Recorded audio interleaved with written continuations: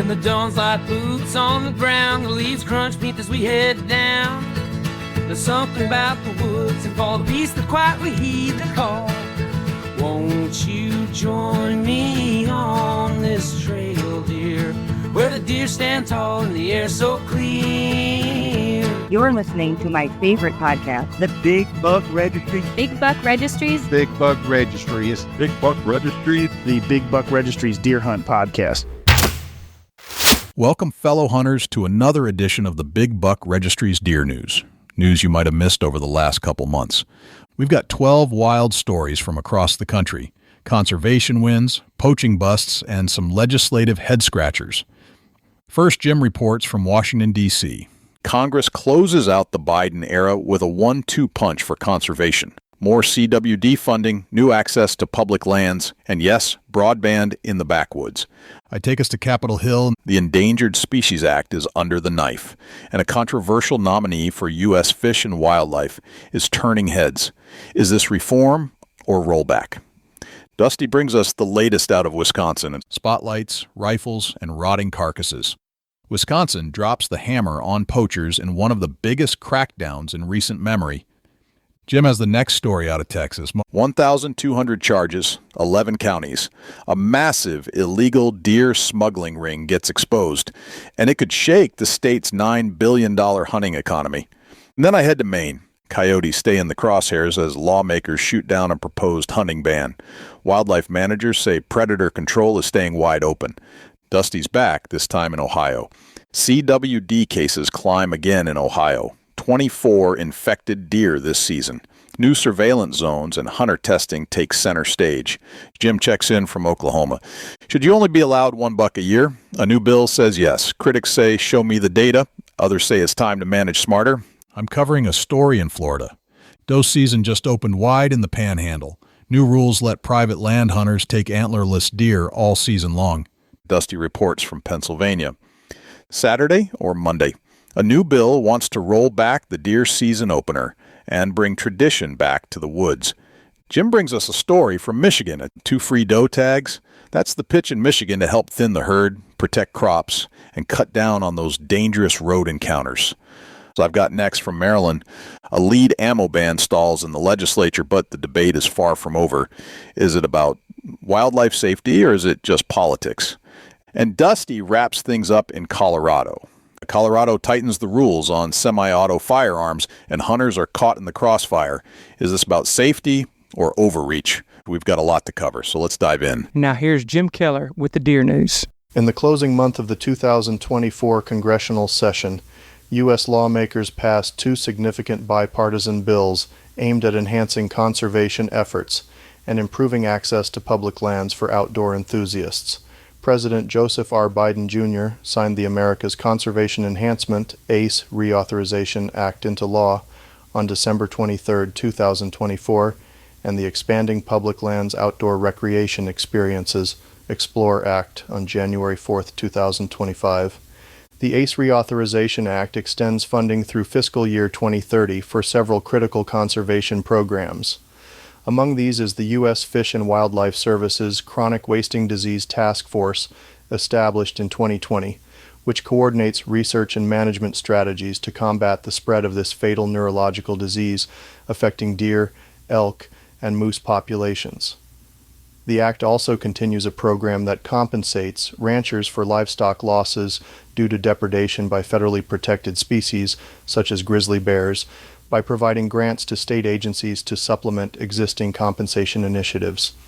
Additionally, the legislation reauthorizes the North American Wetlands Conservation Act, supporting grants for waterfowl habitat improvement projects and facilitating collaborative conservation efforts with Mexico and Canada to ensure wetland connectivity and health across migratory ranges. Furthermore, the ACE Act renews support for the National Fish and Wildlife Foundation, a nonprofit established by Congress in 1984 to administer federal conservation grants for both federal and state-level projects. The Chesapeake Bay Initiative Act is also reauthorized, providing federal funding for natural resource conservation projects in the Chesapeake Bay area, including oyster restoration efforts vital to maintaining the bay's ecosystem. The Explore Act introduces new mandates and funding to enhance recreational opportunities on federal lands. One provision requires the construction of at least one shooting range within 5 years on every National Forest and Bureau of Land Management district that lacks such a facility, accommodating activities including rifle, pistol, skeet, trap, and archery with appropriate safety measures.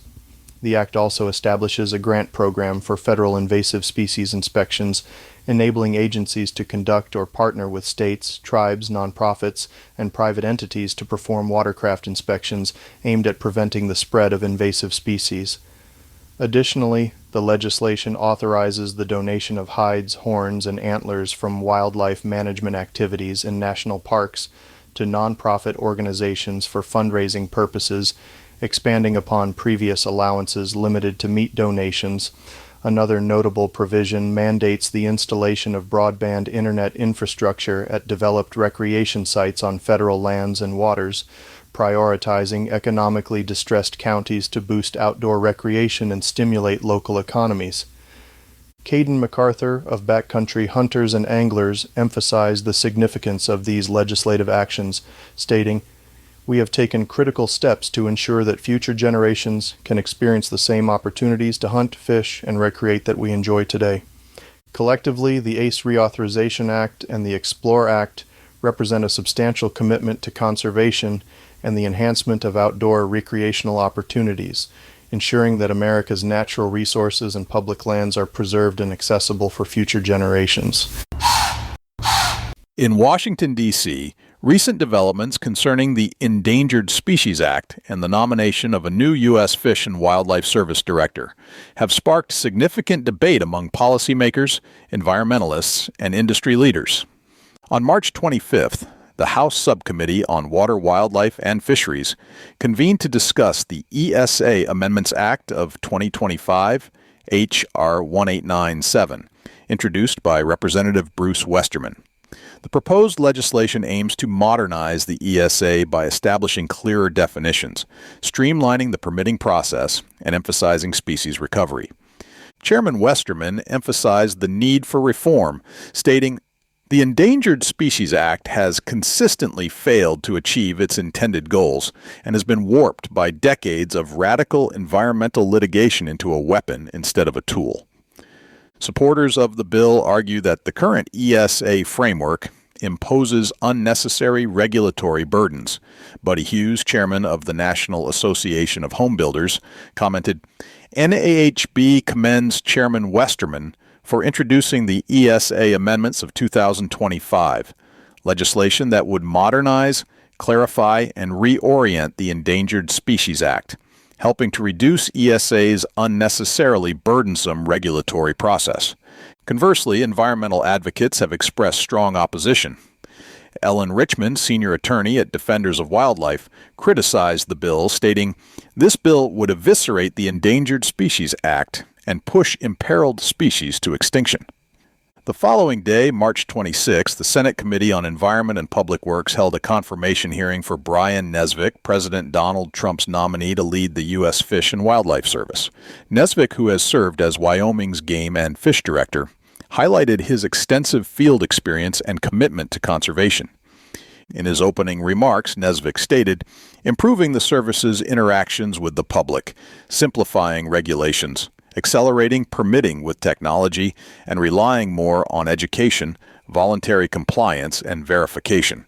Senator Shelley Moore Capito, Republican from West Virginia, chairwoman of the committee, inquired about Nesvik's approach to balancing state and federal interests in wildlife management. Nesvik acknowledged the challenges, noting, "Certainly at times there's this natural tension and friction between state and federal agencies. A lot of times, those interests are conflicting." Environmental groups have expressed reservations about Nesvik's nomination. Western Watersheds Project, for instance, opposes his appointment due to his track record in Wyoming, particularly concerning predator management and energy development impacts on wildlife habitats. These concurrent events highlight the ongoing debate over the future of the Endangered Species Act and the direction of U.S. wildlife conservation efforts. The proposed legislative amendments and the potential appointment of Nesvik could lead to significant shifts in how endangered and threatened species are protected.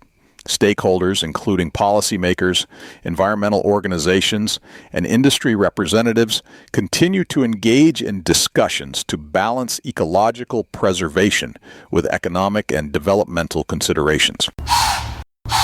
In a significant crackdown on wildlife crimes, Wisconsin authorities have intensified efforts to combat deer poaching, leading to substantial penalties for offenders. This initiative underscores the state's commitment to preserving its natural heritage and ensuring ethical hunting practices.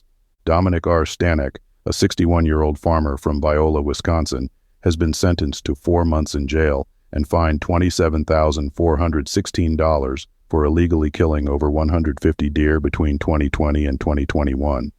In addition to the jail term and fines, Stanek faces 3 years of probation and a 42-year revocation of his hunting, fishing, and trapping privileges. Stanek admitted to shooting the deer to prevent crop damage on his 207-acre farm near West Lima. Despite holding an agricultural damage permit in 2019, he violated its terms by shooting deer from his vehicle using a spotlight, leading to initial citations. Subsequent investigations revealed that Stanek abandoned the agricultural damage program, closed his property to other hunters, and continued his illegal activities, often leaving carcasses to rot and displaying a complete lack of remorse, according to Wisconsin Department of Natural Resources, DNR Warden Kirk Konachek. In another major case, 3 16-year-old males and a 36-year-old woman from Campbellsport have been charged with the illegal killing of more than 100 deer across Fond du Lac, Washington, and Dodge counties between spring 2023 and July 2024. The suspects allegedly drove around at night, using spotlights to locate and shoot deer from their vehicle, often leaving the animals to rot. In some instances, they removed the heads of bucks with large antlers. Authorities have recommended over a dozen civil and criminal charges, including mistreating animals resulting in death, hunting during the closed season, and discharging a firearm from a highway. Fond du Lac County Sheriff Ryan Waldschmidt described the killings as senseless, reckless, and indiscriminate. In what prosecutors are calling Wisconsin's largest poaching case in recent memory, Eric A. Fievel, 41, has been sentenced to 5 years in prison, nearly $10,000 in fines, and a lifetime revocation of his hunting license. Fievel pleaded guilty to 3 felony counts of bail jumping and 3 misdemeanor counts of illegal shining of deer. Investigations revealed that Fievel and his accomplice, Travis J. Vander Heiden, had been illegally harvesting deer since 2019, often using spotlights to immobilize the animals before killing them. Vander Heiden is currently facing charges and has a warrant issued for his arrest after failing to appear in court. These cases highlight the collaborative efforts between Wisconsin authorities and local communities to combat wildlife crimes. Public tips have been instrumental in initiating investigations, and landowners have cooperated by granting access for surveillance. DNR Warden Kirk Konachek emphasized the critical role of public involvement, stating, "I've never seen the public play a more critical role in a successful investigation." Wisconsin's stringent actions against poaching reflect a broader commitment to wildlife conservation and ethical hunting practices. Authorities continue to encourage residents to report any suspected violations to the DNR's hotline at 1-800-847-9367. Texas game wardens have uncovered a significant illegal deer breeding and smuggling operation, leading to over 1,200 charges against 22 individuals across 11 counties.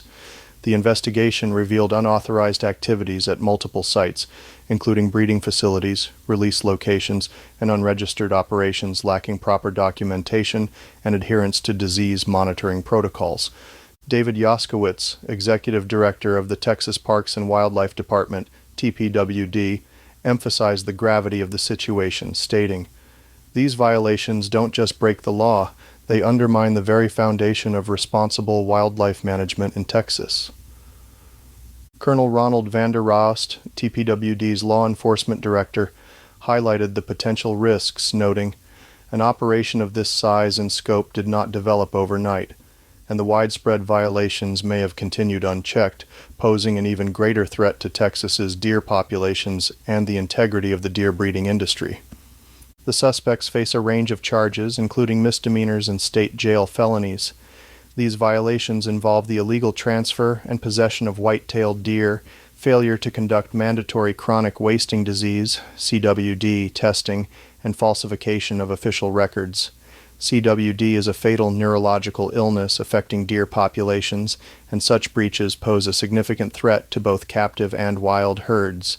The investigation traces back to an earlier case in Montgomery County, where 2 individuals were apprehended for illegally transporting captive white-tailed deer without the necessary documentation or identification. This initial discovery led to the broader uncovering of the extensive network involved in the black market wildlife trade.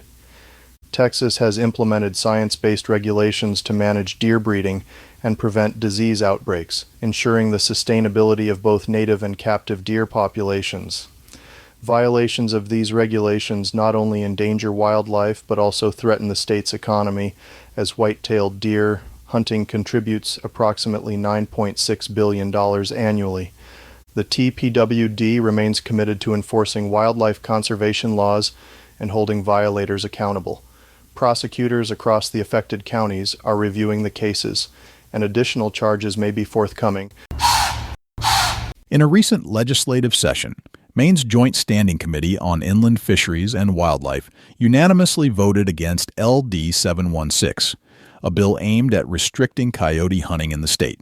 Sponsored by Representative Nina Milliken, D. Blue Hill, the proposed legislation sought to establish a defined hunting season from October 1st to March 31st, replacing the current year-round allowance. Additionally, it aimed to increase penalties for violations, including a $500 fine and a 1-year license revocation for hunting coyotes outside the proposed season. Opposition to the bill was robust. The Sportsmen's Alliance of Maine, SAM, argued that reducing the coyote hunting season would negatively impact deer populations and increase threats to pets and livestock. SAM stated that the proposed law will take away our ability to strike a balance between predation and sustainable wildlife populations. The Maine Department of Inland Fisheries and Wildlife, DIFW, also opposed the bill. Nate Webb from DIFW noted that coyotes have the lowest favorable rating of all fur-bearing creatures, with many of those attitudes connected to their impact on the deer population. He emphasized that the department does not recommend a restricted hunting season, stating that the current year-round approach is essential for managing coyote populations effectively. During a public hearing on March 3rd, the committee received 155 testimonies. Supporters of the bill, including animal welfare organizations, argued for the need to protect coyotes and regulate hunting practices. However, opponents highlighted the ecological role of coyote hunting in controlling predator populations and protecting other wildlife species. The committee's unanimous ought not to pass vote on March 17th effectively halts the bill's progress. This decision reflects a broader debate in Maine over balancing wildlife conservation efforts with traditional hunting practices. The outcome suggests that for now, the state's approach to coyote management will remain unchanged, allowing year-round hunting to continue as a means of controlling the coyote population and protecting other wildlife. In the 2024-25 deer hunting season, Ohio wildlife officials identified 24 cases of chronic wasting disease, CWD, among white-tailed deer, marking a significant increase in the state's ongoing battle against this fatal neurological illness. The Ohio Department of Natural Resources, ODNR, reported that out of 5,783 deer tested, these positive cases were concentrated in specific regions, prompting heightened surveillance and management efforts. CWD affects deer, elk, and moose, leading to severe neurological degeneration and is invariably fatal. Since its initial detection in Ohio's wild deer population in 2020, the number of confirmed cases has risen to 73. Clint McCoy, a wildlife biologist with ODNR, emphasized the challenges posed by CWD, noting that there is currently no known method to eradicate the disease. He highlighted that as prevalence grows over time, so does its geographic footprint. The recent cases were predominantly found in Wyandotte, Marion, Hardin, and Allen counties. In response, ODNR has established disease surveillance areas, DSAS, to monitor and mitigate the spread. These DSAs enforce regulations such as prohibiting the removal of whole deer carcasses without prior testing and restricting the use of baiting and feeding practices that could facilitate transmission. Hunters play a crucial role in controlling the spread of CWD by participating in targeted removal efforts and adhering to regulations within DSAs. They help reduce deer densities in affected areas. The Ohio Department of Natural Resources encourages hunters to submit harvested deer for testing, particularly within surveillance zones, to aid in early detection and containment. While there is currently no evidence to suggest that CWD poses a direct threat to human health, the Centers for Disease Control and Prevention advises caution. Consuming meat from infected animals is not recommended. As the disease's prevalence grows, ongoing research and adaptive management strategies remain critical to safeguarding Ohio's deer populations and the interests of hunters and wildlife enthusiasts statewide. Oklahoma's deer hunting community is currently engaged in discussions regarding Senate Bill 338, introduced by Senator Grant Green of Wellston. The proposed legislation aims to reduce the annual bag limit for antlered whitetail deer from 2 to 1. Micah Holmes, spokesperson for the Oklahoma Department of Wildlife Conservation, noted that the agency is collaborating closely with the legislature on wildlife-related matters. He mentioned that the majority of hunters typically do not harvest 2 antlered deer annually. Holmes emphasized the department's goal of maximizing hunting opportunities without adversely affecting wildlife resources, stating, "Oklahoma is a deer hunting destination. We want to do everything we can to keep that going." Experienced hunter Tom Kovacic, who has been hunting in east-central Oklahoma for 35 years, believes that the proposed change would encourage hunters to be more strategic in selecting their hunting methods and timing.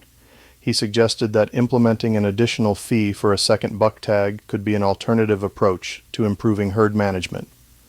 Rick Nolan, president of the Oklahoma Hunters and Anglers Organization, expressed skepticism about the necessity of the proposed reduction, stating that he hasn't seen data supporting the need to lower the antlered deer bag limit. He added that if state biologists support the change, he would be more inclined to agree, but currently doesn't see the bill significantly affecting the overall harvest. As the legislative session progresses, stakeholders, including hunters, conservationists, and policymakers, are expected to continue evaluating the potential impact of Senate Bill 338 on Oklahoma's deer population and hunting traditions. The Florida Fish and Wildlife Conservation Commission has approved new regulations affecting antlerless deer harvests in Deer Management Unit D2, located in the Florida Panhandle. These changes aim to provide hunters with increased flexibility while ensuring sustainable deer populations. Under the updated rules, hunters in Deer Management Unit D2 are permitted to harvest antlerless deer throughout the entire deer hunting season on private lands. Previously, such harvests were restricted to specific dates. Additionally, the bag limit for antlerless deer in this unit has been increased, allowing hunters to take up to 3 antlerless deer as part of the statewide annual bag limit of 5 deer. Florida's approach to deer management has evolved over the years. In the early 19th century, concerns over declining deer numbers led to the enactment of laws aimed at curbing overhunting. By the mid-20th century, the state implemented more structured hunting regulations, including designated seasons and bag limits. The introduction of deer management units allowed for region-specific strategies tailored to local deer population needs. The recent changes in Deer Management Unit D2 represent the latest step in this ongoing process, reflecting the Commission's commitment to adaptive management based on scientific research and stakeholder input. These regulatory adjustments are expected to benefit both hunters and conservation efforts. For hunters, the increased flexibility allows for a more varied and potentially rewarding experience. From a conservation standpoint, managing the number of antlerless deer typically is crucial for controlling population growth and ensuring the availability of adequate resources for the herd. The Commission encourages hunters to familiarize themselves with the new regulations and participate responsibly. By adhering to the updated rules and reporting their harvests accurately, hunters contribute to the effective management and conservation of Florida's deer populations. As the state prepares for the upcoming hunting season, these regulatory changes underscore Florida's dedication to balancing the rich traditions of hunting with the imperative of wildlife conservation. The debate over Pennsylvania's firearms deer hunting season opener has intensified, engaging lawmakers, hunters, and local communities. Since 2019, the Pennsylvania Game Commission has scheduled the season to begin on the Saturday following Thanksgiving, a shift from the traditional Monday start. This change aimed to provide hunters with additional weekend opportunities and potentially bolster declining hunting license sales. State Representative Brian Smith, representing Jefferson County and part of Indiana County, has introduced House Bill 70, seeking to revert the opening day back to the first Monday after Thanksgiving. Smith argues that the decision should rest with the legislature rather than the Game Commission. He cites feedback from hunters and local businesses who feel that the Saturday opener disrupts long-standing traditions and negatively impacts economic activities such as fundraisers and local events typically held during the Thanksgiving weekend. Smith stated, "I was running into no one that liked Saturday." Conversely, the Pennsylvania Game Commission maintains that the Saturday start has provided more accessible hunting opportunities, especially for younger hunters and those unable to take time off work during the week. Stephen Smith, the agency's executive director, highlighted that from 1982 to 2018, hunting license sales decreased by over 500,000, averaging a loss of 14,000 hunters annually. He noted that the Saturday opener has helped slow this decline by accommodating modern schedules and increasing participation. Stephen Smith remarked, "For hunters of all ages, the Saturday makes it more convenient to participate." The House Game and Fisheries Committee recently held an informational meeting to discuss the implications of the season's start date. During the session, various stakeholders presented their perspectives, reflecting the complexity of balancing tradition, economic impact, and the need to adapt to changing demographics and lifestyles among hunters. As the debate continues, the Game Commission has tentatively approved the Saturday start for the upcoming season, with a final vote expected in April. Meanwhile, House Bill 70 remains under review, leaving the future opening day of Pennsylvania's firearms deer season uncertain. This ongoing discussion highlights the challenges in accommodating diverse interests within the hunting community and the broader public. In an effort to address Michigan's expanding deer population and its associated challenges, State Representative Jennifer Wartz has introduced House Bill 4206. This legislation proposes providing hunters with 2 complimentary antlerless deer licenses annually upon purchasing a base hunting license. The initiative aims to encourage the harvesting of female deer, thereby aiding in population control and mitigating issues such as crop damage and deer vehicle collisions. The bill seeks to amend Section 43,527A of the Natural Resources and Environmental Protection Act, 1994 PA 451. Under the proposed changes, individuals holding a valid base hunting license would be eligible to receive 2 free antlerless deer licenses each year. Currently, hunters can purchase up to 10 antlerless deer licenses annually, each costing $20 in addition to the base hunting license. By offering these licenses at no additional cost, the proposal aims to make doe hunting more accessible and affordable, thereby promoting necessary population control measures. Non-resident hunters would have the option to obtain an additional deer or antlerless deer license for a fee of $170. The Department of Natural Resources would retain the authority to issue regulations regarding which deer can be hunted and the validity of licenses in specific areas, ensuring that management efforts are tailored to regional needs. The bill has garnered bipartisan support, with co-sponsors including Representatives Reggie Miller, Tim Kelly, Nancy Jenkins Arno, James DeSana, Timothy Beeson, Joseph Pavlov, Jimmy Wilson, Jaime Green, Brian Beagle, Pat Outman, and Gina Johnson. It was introduced on March 11, 2025, and referred to the House Committee on Natural Resources and Tourism for further consideration. If enacted, this legislation could play a pivotal role in balancing Michigan's deer population, protecting agricultural interests, and reducing the frequency of deer-related accidents on the state's roads. The hunting community and other stakeholders are encouraged to follow the bill's progress and participate in discussions to ensure that the proposed measures effectively address the state's deer management challenges. A legislative proposal in Maryland aimed at phasing out the use of lead-based ammunition for all hunting activities has failed to advance during the 2025 session. House Bill 741 and Senate Bill 634 sought to mandate the Department of Natural Resources to implement a plan requiring non-lead ammunition for hunting all game species by July 1st, 2029. The proposed phase-out was structured to occur incrementally over several years, affecting various categories of game. The bills did not progress before the March 18th crossover deadline, effectively halting their consideration for this year. The proposed legislation sparked significant debate among stakeholders. Supporters highlighted environmental concerns, citing studies indicating that lead fragments from ammunition can poison wildlife, particularly scavenging birds like eagles and condors. They emphasized the availability of non-toxic alternatives and pointed to successful lead bans in other states and countries. Opponents, including hunting and conservation organizations, argued that a statutory ban could impose financial burdens on hunters due to the higher cost of non-lead ammunition and potential shortages. They also expressed concerns about the impact on conservation funding, which heavily relies on hunting license sales and excise taxes on ammunition.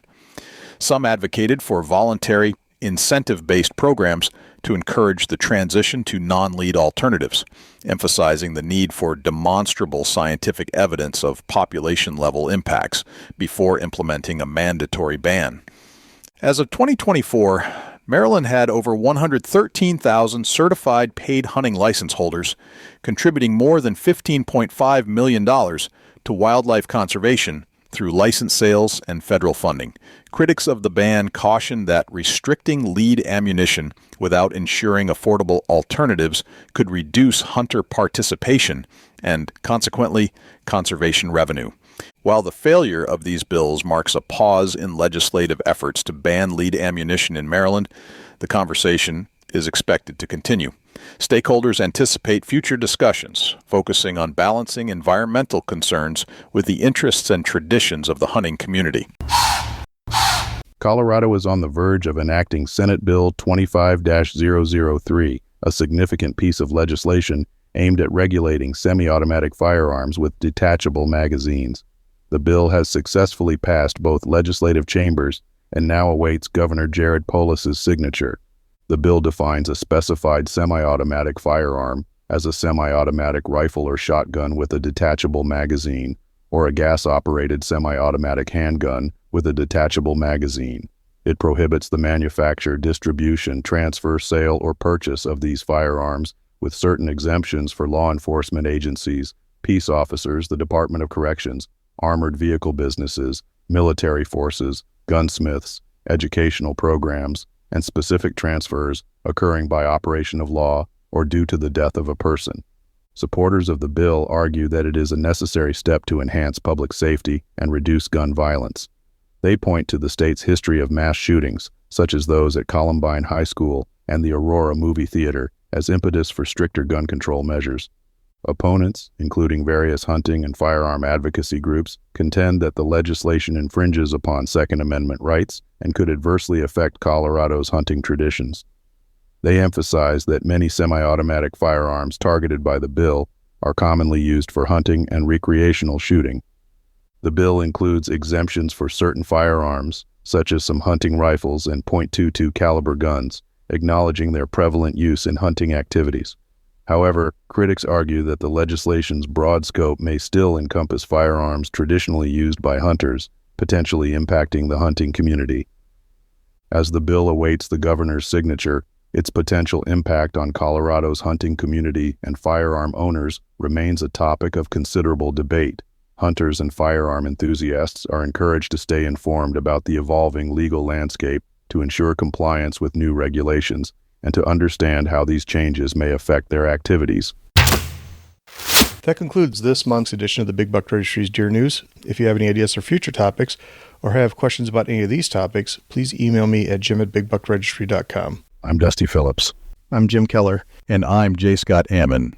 And thank you for tuning in to the Big Buck Registry's Deer Hunt Podcast. We can be found on Apple, Spotify, or wherever you listen to podcasts. If you would like to support us and our cause, please consider buying some merchandise off of our merch page by visiting www.bigbuckmerch.com. Catch you next time, and good luck in the deer woods. As we move on with hearts so strong, echoes of nature sing our song. In every rustle, a story's told of days gone by and hunts of old. Listening close to Deer Hunt by the Big Buck Registry, sharing tips and tales, it's where we ought to be.